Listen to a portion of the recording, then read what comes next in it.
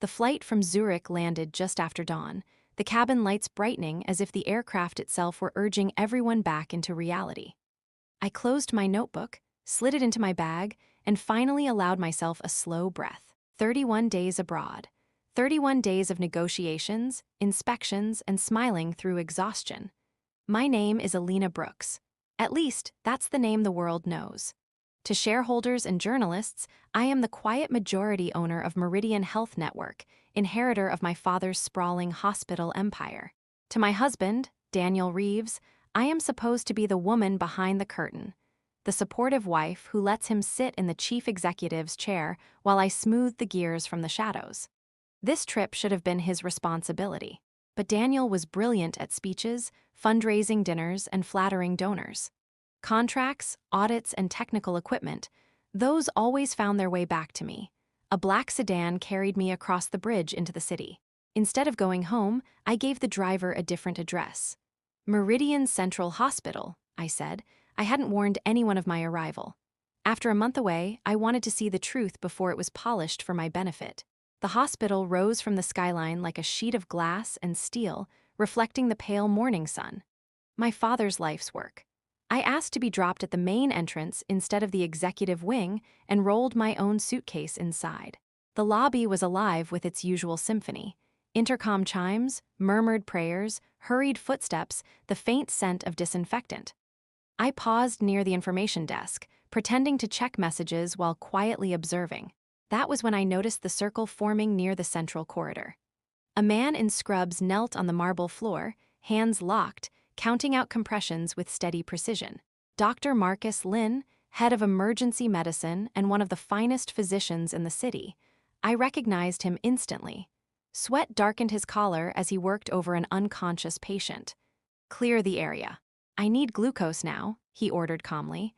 Around him, nurses moved with disciplined speed. I felt a familiar pride. This was what my father had built. Then a shrill voice sliced through the air like broken glass. "Are you deaf or just slow?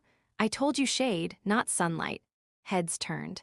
Near the revolving doors stood a young woman in a glittering crimson dress that belonged more in a nightclub than a hospital.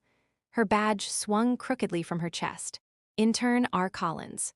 In front of her, the elderly parking attendant bowed apologetically, hands trembling. She rolled her eyes, yanked out her phone, and instantly transformed into a smiling performer. "Good morning, my loves," she sang into the camera. "Hospital drama already, pray for me." Late, filming, harassing staff. Heat rose behind my eyes. I tightened my grip on my suitcase. I had come to observe quietly, but something told me this morning had other plans. I stepped toward the noise, unaware that in minutes, my marriage, my empire, and my entire future would begin to unravel.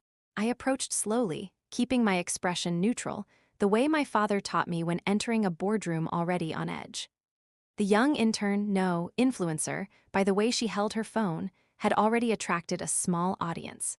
A few patients glanced over nervously, and a nurse hovered nearby, unsure whether to intervene. The valet, Mr. Harris, was someone I remembered from childhood. He'd once snuck me candy during long charity galas. Now his shoulders curved inward as if trying to shrink from the girl's voice. "I said move faster," she snapped. "You're embarrassing this place." She laughed lightly for her live stream, pretending it was all charming chaos. That was enough. "Excuse me," I said, stepping between her and the old man. My voice was calm, but it carried. "This is a hospital, not a stage. Please put your phone away and return to your duties." She lowered the phone slowly and looked me up and down with open disdain. "And you are?" she asked, stretching the word like an insult. "Someone who respects this workplace," I replied. "And someone who knows interns are expected to follow the dress code, arrive on time, and treat staff with basic decency." Her smile vanished.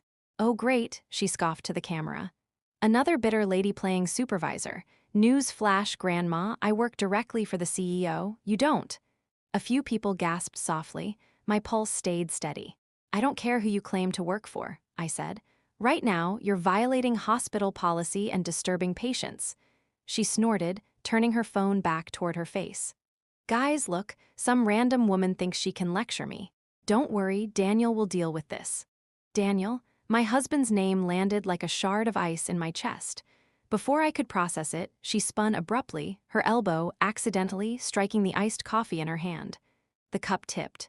Cold, brown liquid splashed across my cream-colored suit. The fabric darkened instantly, coffee dripping down my sleeve and pooling at my feet. A collective breath swept the lobby. For half a second, the world went silent. Then she screamed. "Oh my God, you shoved me," she cried, already sniffling theatrically. "My dress, this is couture. Everyone saw it, she attacked me."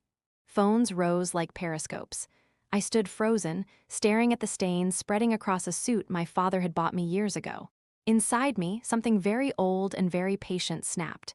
She leaned in, lowering her voice to a whisper sharp as a blade. "Apologize, now, and pay for this, or I'll have my husband erase you from every hospital in this city." I met her gaze. "Who," I asked softly, "did you say your husband was?" Her lips curved into a triumphant smile. "Daniel Reeves, CEO of Meridian Health." The name echoed through my skull. The man I trusted. The man I built. The man standing, at this very moment, on the 5th floor of my hospital. I lifted my phone slowly. "Perfect," I said quietly. "Let's call him together." As the line began to ring, I realized the next 5 minutes would decide not just her fate, but the end of my marriage and the beginning of a war I never planned to fight. The phone rang longer than I expected. 1 ring, 2, 3. Around us, the lobby had gone unnaturally quiet. Even the intercom seemed to hesitate, as if the building itself were holding its breath.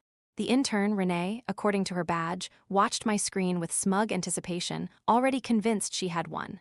Finally, the call connected. "Elena?" Daniel's voice came through, warm and hurried. "I'm in the middle of a meeting with investors." "You're back already? Why didn't you tell me?" "I'm in the lobby," I said evenly.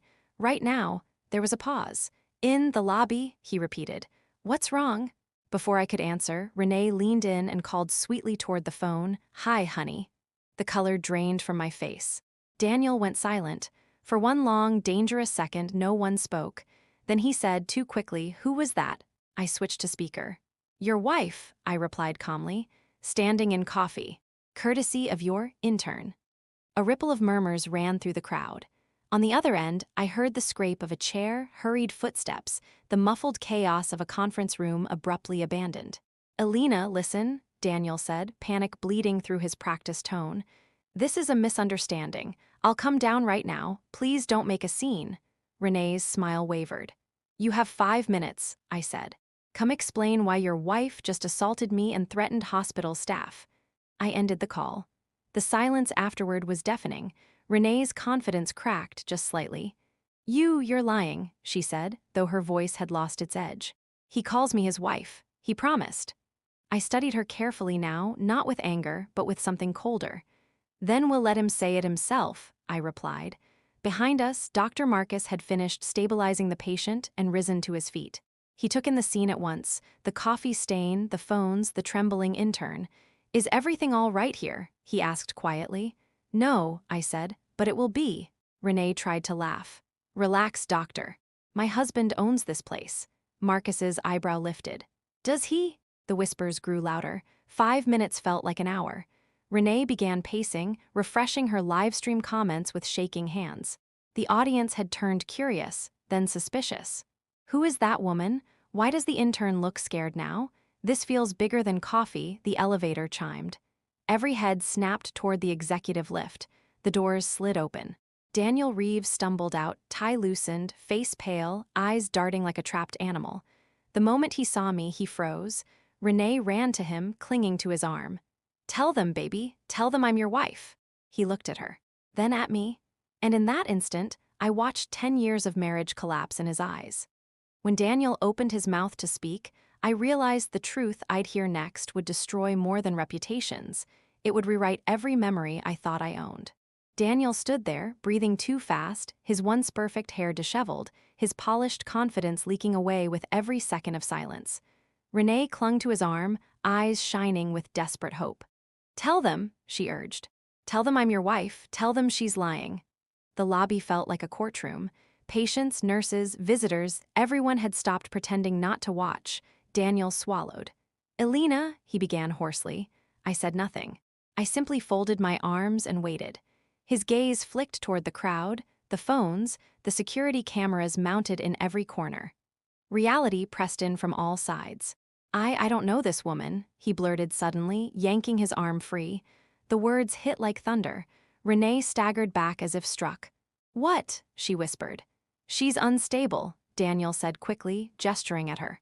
Some obsessed intern making things up. I've never seen her before today. The lobby erupted in gasps. Renee's face drained of color. You bought me an apartment. You said you loved me. You said your marriage was just business. Her voice rose, breaking. You told me I'd be the next Mrs. Reeves. Daniel lunged toward her. Shut up. Dr. Marcus stepped forward instantly, placing himself between them. Enough, he said calmly. You're making a spectacle in front of patients. I walked closer, heels clicking softly against marble. Interesting, I said. If you've never met her, why does she have access to your private office? And why did $2 million leave a Meridian subsidiary and appear in her account last month? Daniel's eyes widened. The intern dropped her phone. It shattered against the floor, the live stream still broadcasting every word. I can explain, he stammered. Please do, I said. Behind me, my lawyer, Victor Hale, emerged from the crowd, holding a thick folder. Madam Brooks, he said, bowing slightly, the documents you requested. I took the folder and opened it slowly, deliberately. Bank transfers, property deeds, security access logs.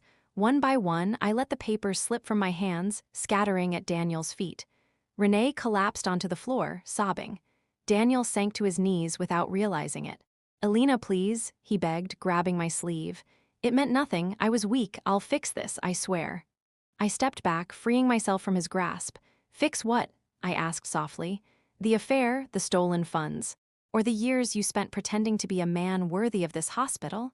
I turned to the crowd. My name is Alina Brooks, I said clearly, chairwoman and majority owner of Meridian Health Network. Shock rippled outward like a wave. Effective immediately, I continued. Daniel Reeves is removed from his position as CEO pending criminal investigation. Security moved in. Daniel screamed my name as they dragged him away. Renee sat frozen, staring at the wreckage of her dreams. And for the first time that morning, the lobby finally exhaled. But while justice had begun in public, the real battle, the one that would decide my reputation, my children's future, and the fate of this empire, had only just begun. The lobby slowly returned to motion, but the air remained thick, as if the building itself were stunned by what it had witnessed. Nurses whispered in clusters. Patients pretended to read magazines while secretly replaying the scene in their minds. Security escorted Daniel toward a side exit, his shoulders slumped, dignity stripped bare. Renee remained on the floor, mascara streaking down her cheeks, staring at the scattered papers like the ruins of a life she had built on promises and illusions. Victor leaned close to me. Madam, shall we proceed with formal charges? Yes, I said quietly, and freeze every account Daniel ever touched. He nodded and disappeared, already dialing numbers. Dr. Marcus approached, offering me a bottle of water. Are you all right? I will be, I replied, though my hands trembled slightly as I accepted it. He studied me with quiet concern. You just dismantled a CEO and an affair in under 10 minutes. Most people wouldn't still be standing. I'm not most people, I said faintly. Security lifted Renee to her feet. Wait, I said. She looked at me, eyes hollow, fear finally replacing arrogance. You were foolish, I told her evenly. Cruel to people who didn't deserve it, but you were also used. Tears spilled again. I thought he loved me. He loved himself, I replied, and that's the most dangerous kind. I turned to Victor as he returned. Terminate her internship. Notify legal about the property. Anything purchased with stolen funds will be reclaimed. Renee's knees buckled. They led her away. Only then did the exhaustion hit. My suit was ruined. My marriage was over. My hospital stood without a leader. And the world, I knew, would not stay silent for long. Within an hour, my phone exploded. News alerts, anonymous messages, clips already circulating online, cropped, edited, stripped of context. Alina Brooks humiliates young intern. Power struggle erupts at Meridian. CEO overthrown by jealous wife? I closed my eyes. Daniel might have lost his office, but he still had weapons. By evening, Victor confirmed my fear. He hired a crisis PR firm before we froze his accounts, Victor reported grimly. They're pushing a narrative, claiming you staged everything to seize control. Of course he was. I paced my living room that night, listening to the city hum beyond the windows. He couldn't win legally, so he would try to destroy me publicly. At midnight, Marcus called. "Elena, I've been monitoring the online traffic," he said. "Someone's flooding social media with bots. Your reputation is under coordinated attack." I stared at the dark skyline. "Then we stop hiding," I said slowly. "How?" "Tomorrow," I replied. "I tell the truth, all of it." "On record." Silence on the line. "That's dangerous," Marcus warned. "So is letting lies decide my future." I hung up, already knowing sleep would not come, because tomorrow I would walk into the storm willingly. And as the first false headlines went viral, I understood the real war was only beginning, not in boardrooms or courtrooms, but in the ruthless court of public opinion. By sunrise, my name was everywhere. Screens in cafes, radios in taxis, headlines flashing across phones like accusations carved in neon. Power heiress ousts husband in hospital scandal. Intern claims abuse of authority. Was the CEO framed? I dressed in black, not for mourning, but for armor. Victor had arranged the press conference at Meridian's main auditorium. By the time I arrived, reporters were packed shoulder to shoulder, camera lenses glinting like weapons. Marcus waited near the podium, hands folded behind his back. "You don't have to do this alone," he said softly. "I know," I replied. "That's why you're here." The room erupted as we stepped inside. Questions flew before I even reached the microphone. "Mrs. Brooks, did you orchestrate this to regain control? Are you involved with Dr. Lin? Did you assault the intern?" I raised one hand. Silence spread, reluctant but complete. "My name is Elena Brooks," I began calmly, "and I did not come here to defend myself. I came to defend the truth and this hospital." Behind me, the screen lit up. Bank statements, security footage, transfer records. "Yesterday morning," I continued, "I arrived unannounced after a month abroad. What I found was not just an affair, but evidence of financial misconduct that endangered patient care." A reporter jumped up. "Your husband claims those transfers were investments." Marcus stepped forward. "With respect," he said, "those funds were designated for emergency equipment. The supplier never received payment. Lives were put at risk." Gasps rippled through the hall. Another voice shouted, "What about the intern? She says you bullied her." I inhaled slowly. "She arrived late, violated dress code, harassed staff, and live-streamed inside a medical facility," I said. "The footage exists, unedited." Victor nodded to the technician. The raw video played. The shouting, the insults, the deliberate spill. The room went silent. Then came the final file. A property deed, a wire transfer receipt, Daniel's signature. "He did not just betray his marriage," I said quietly. "He betrayed this institution." The reporter stopped writing. One final question rose from the back. "Mrs. Brooks, is it true Dr. Lin has feelings for you?" Marcus froze. I turned to him, surprised. He took the microphone. "I've respected Elena for 15 years, he said steadily, "but there has never been an affair. My loyalty is to medicine and to truth." Something in his voice shifted the room. When the conference ended, the narrative had turned. By nightfall, headlines changed tone. CEO embezzled millions. Chairwoman exposes corruption. Intern fired for misconduct, but victory tasted thin. Because as I returned home, Victor's message waited on. 3 days passed without a trace. No credit cards, no hotel records, no border alerts. Daniel Reeves had erased himself with the precision of someone who had planned an escape long before his fall. Victor updated me twice a day, each report darker than the last. "He liquidated a private offshore account before we froze it," Victor said. "Not much, just enough to survive. Whoever helped him knew exactly how to stay invisible." "Invisible men are the most dangerous," I replied. The board reinstated emergency leadership under my authority. Operations stabilized. Donations returned. Public trust slowly began to mend. Outwardly, I had won. Inside, I slept with lights on. Every unfamiliar car made my pulse spike. Every late-night sound echoed too loudly in the halls of my empty house. Marcus insisted on driving me home after meetings. "You're not paranoid," he said once. "You're cautious. There's a difference." I didn't tell him about the nightmares. In them, Daniel always stood just beyond reach, watching, smiling, waiting. Then the message arrived. No sender. No number, just 4 words, "You took everything." I stared at the screen until the letters blurred. Victor traced it to a prepaid burner phone already discarded. "He's still in the city," Victor concluded. "And he's not done." 2 nights later, security called from the hospital. "Madam, someone tried to access the executive archives.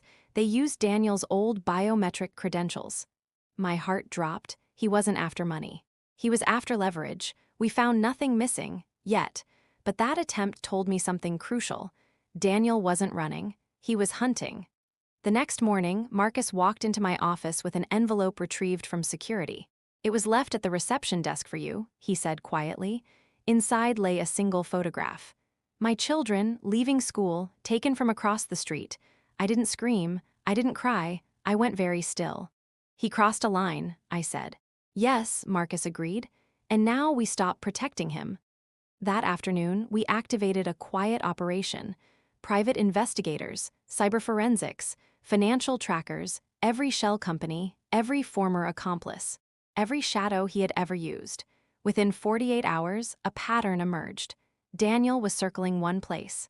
The same place he had once sworn would be his greatest legacy, Meridian Central Hospital. I understood then. He didn't want revenge through money. He wanted spectacle. One final act to destroy me where the world could watch. That night, as I stood alone in the darkened lobby after closing hours, I whispered to the empty hall, "Come out, Daniel. I'm done running." Because somewhere inside this hospital, the man who ruined my life was preparing his last move, and the next dawn would decide whether justice finally claimed him, or whether he would claim me instead.